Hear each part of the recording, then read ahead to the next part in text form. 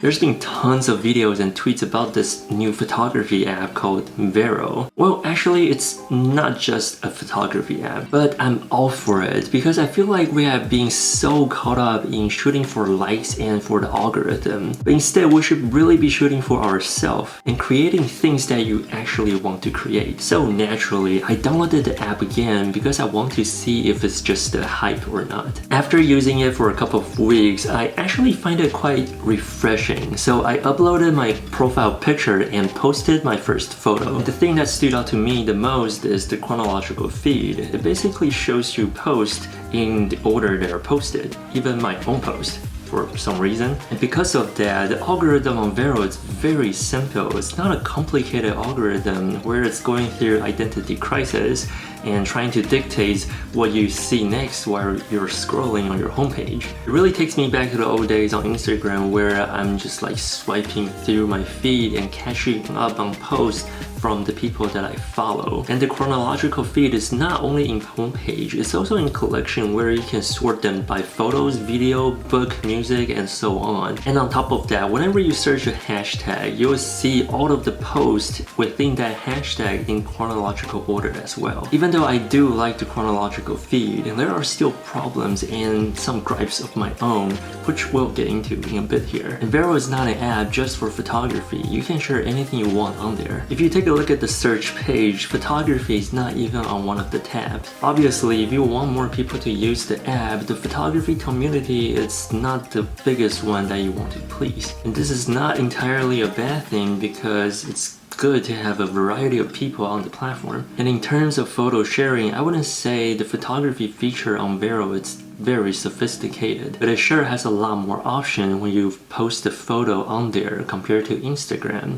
And that's also why a lot of photographers are liking it, myself included. If you hit the plus tab, you can share all these things on the app, and sharing photo is a breeze, just like any other social media app out there. And by the way, with photos, you can share in different formats. You can share in vertical or like horizontal, different aspect ratio within one set of photos. You don't have to use the same aspect ratio in that one set. On top of that, if you click on a photo, it'll actually show you a higher resolution of the photo. And if it's a horizontal or landscape photo, you can turn your phone sideways where it'll show you the photo in landscape mode. Come on, how sick is that? That's how we should be able to showcase our photos, not just like taking 4x5 all the time when the landscape photo is much better composition compared to a 4x5 photo. Another thing I like about Vero is that you can share your external links, as in links or within your post. Either way, however you want it to be at, and anyone can click on it. It'll actually show you the link itself instead of like just a plain text. Like Vero simply doesn't care if you leave the app or not. And in fact, in setting, you can actually turn on the time of usage of this app. So it'll tell you how long have you been on the app today. And on top of all of that, Vero has a desktop and an iPad app. Can you imagine Instagram still doesn't have an iPad app? And this is what they have to say without even trying. Like, come on, not a big enough group of people? So obviously the photography community, to them, is not a big enough group of people. The audacity, I know.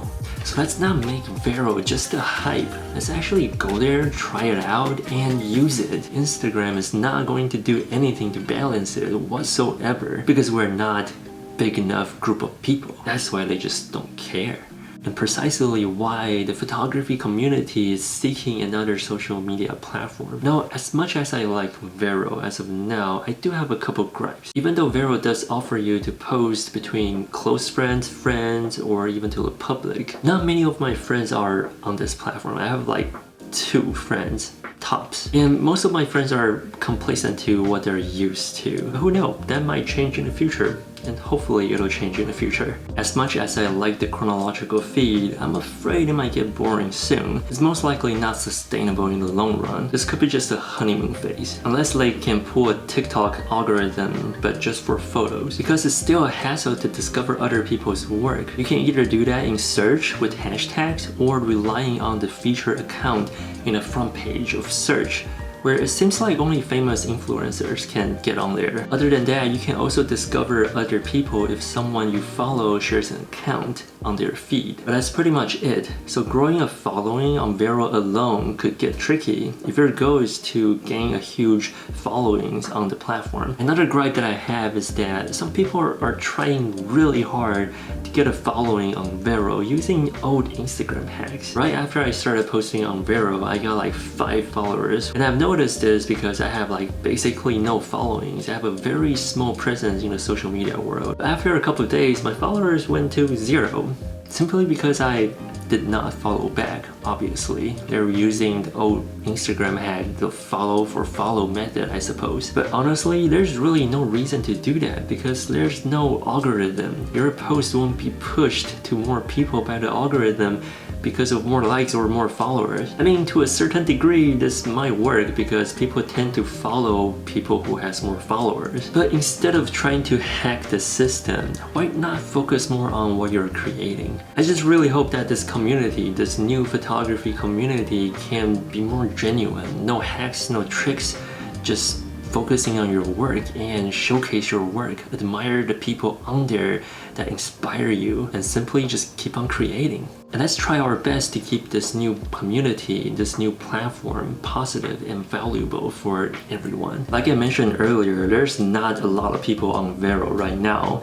So if you're looking for a platform, trying to look for clients and to sell your product and services, then Vero is not it. You're most likely better off sticking to Instagram as of now, and there's nothing wrong with that. We all got bills to pay. It's essentially 2 different platforms that serves 2 different purposes, and I don't plan to stop using Instagram. I just don't use it as often as before.